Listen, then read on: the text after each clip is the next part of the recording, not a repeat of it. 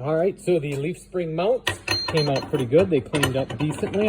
I am just leaving them in primer because they'll have to be ground down a little bit and welded onto a frame anyway.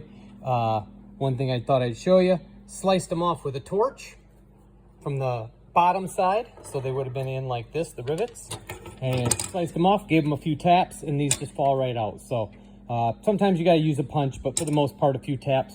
Just the one caution is when you're grinding them down on the side, just be careful. If you get in there with the wrong angle, you will gouge it. So what's the next part of the day? Well, who knows? I just brought a whole little bucket of different odds and ends. We got grab handles, we got hood brackets off a CJ5, I think those are. Windshield brackets, tailgate brackets. So anyway, I'll dig into one of these and we'll get one of them sorted out for our next part of the day. But again, thanks for watching.